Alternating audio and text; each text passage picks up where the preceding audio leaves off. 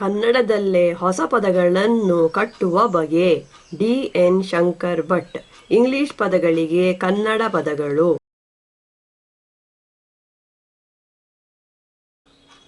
ತುಂಡು 1. ಹೊಸ ಪದಗಳನ್ನು ಕಟ್ಟುವಲ್ಲಿ ಕನ್ನಡದ ಒಲವುಗಳು. 2. ಹೊಸ ಹೆಸರು ಪದಗಳನ್ನು ಕಟ್ಟುವ ಬಗೆ.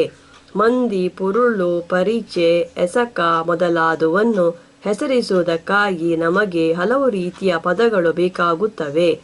ಸಾಲ ಮಾಡಿದಾತನನ್ನು ಹೆಸರಿಸಲು ಸಾಲಗಾರ ಎಂಬ ಪದ, ಬೇಡಲು ಬಂದವನನ್ನು ಹೆಸರಿಸಲು ಬೇಡುಗ ಎಂಬ ಪದ, ಸೆರೆ ಸಿಕ್ಕಿದವನನ್ನು ಹೆಸರಿಸಲು ಸೆರೆಯಾಳು ಎಂಬ ಪದ, ಹುಚ್ಚು ಹಿಡಿದವನನ್ನು ಹೆಸರಿಸಲು ಹುಚ್ಚ ಎಂಬ ಪದ. ಹೀಗೆ ಹಲವು ರೀತಿಯ ಪದಗಳನ್ನು ನಾವು ಈಗಾಗಲೇ ನಮ್ಮ ನುಡಿಯಲ್ಲಿ ಬಳಸುತ್ತಿರುತ್ತೇವೆ.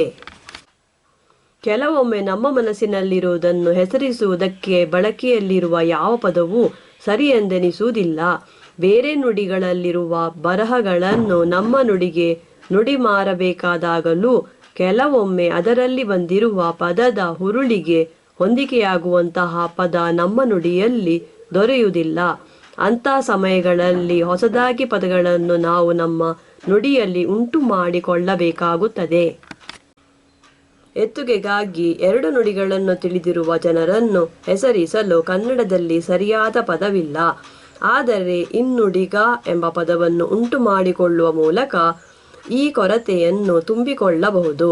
ಇದೇ ರೀತಿಯಲ್ಲಿ ಮದ್ದು ಮಾರುವವರನ್ನು ಹೆಸರಿಸಲು ಮದ್ದುಗ ಎಂಬ ಪದವನ್ನು, ಕುತ್ತದಿಂದ ಬಳಲುವವರನ್ನು ಹೆಸರಿಸಲು ಕುತ್ತಿಗ ಎಂಬ ಪದವನ್ನು ಮತ್ತು ಅಂತಹವರ ಕುತ್ತನ್ನು ಹೋಗಲಾಡಿಸಬಲ್ಲವರನ್ನು ಹೆಸರಿಸಲು ಮಾಂಜುಗ ಎಂಬ ಪದವನ್ನು ಕನ್ನಡದಲ್ಲೇನೆ ಉಂಟು ಮಾಡಿಕೊಳ್ಳಬಹುದು.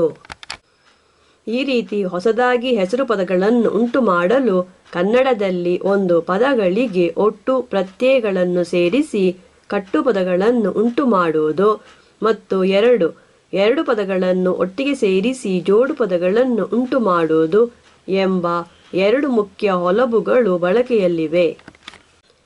ಇವುಗಳಲ್ಲಿ ಕಟ್ಟು ಪದಗಳನ್ನು ಉಂಟು ಮಾಡುವುದಕ್ಕಾಗಿ ಹೆಸರು ಪದಗಳಿಗೆ, ಎಸಕ ಪದಗಳಿಗೆ ಇಲ್ಲವೇ ಪರಿಚಯ ಪದಗಳಿಗೆ ಕೆಲವು ಒಟ್ಟುಗಳನ್ನು ಸೇರಿಸಲಾಗುತ್ತದೆ.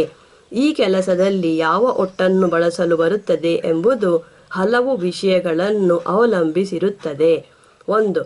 ನಾವು ಪಡೆಯಬೇಕಿರುವ ಹೆಸರು ಪದದ ಹುರುಳು ಎಂತಹದು ಎಂಬುದು ಇಂತಹ ವಿಷಯಗಳಲ್ಲಿ ಒಂದು. ಎತ್ತುಗೆಗಾಗಿ ನಾವು ಕಟ್ಟುವ ಹೆಸರು ಪದ ಮಂದಿಯನ್ನು ಗುರುತಿಸಬೇಕಿದ್ದಲ್ಲಿ ಹೆಸರು ಪದಕ್ಕೆ ಇಲ್ಲವೇ ಎಸಕ ಪದಕ್ಕೆ ಗ, ಇಗ ಒಟ್ಟನ್ನು ಸೇರಿಸಲು ಬರುತ್ತದೆ. ಮೆಚ್ಚು, ಮೆಚ್ಚುಗ.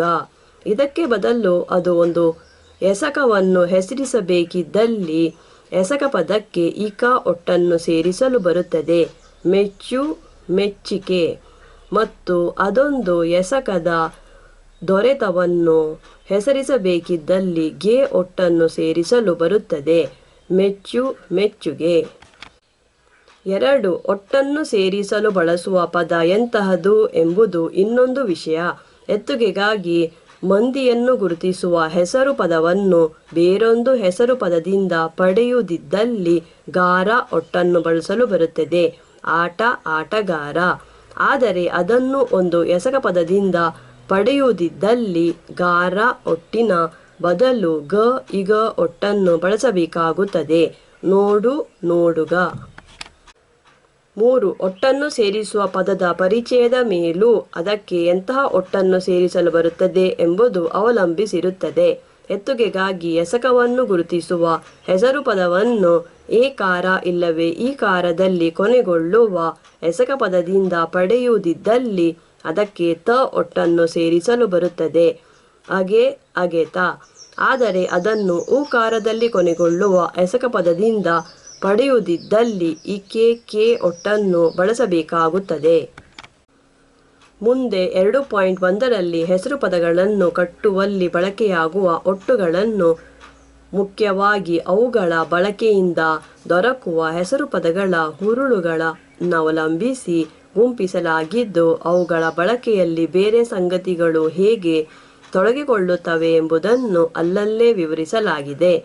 ಜೋಡು ಪದಗಳನ್ನು ಉಂಟು ಮಾಡುವುದೆಂಬ ಎರಡನೆಯ ಹೊಲವನ್ನು ಬಳಸುವುದರ ಕುರಿತಾಗಿ ಒಂದು ವಿಷಯವನ್ನು ಇಲ್ಲಿ ಗಮನಿಸಬಹುದು. ಕನ್ನಡದ ಜೋಡು ಪದಗಳಲ್ಲೆಲ್ಲ ಎರಡನೆಯ ಪದ ಹೆಸರು ಪದವಾಗಿರುತ್ತದೆ.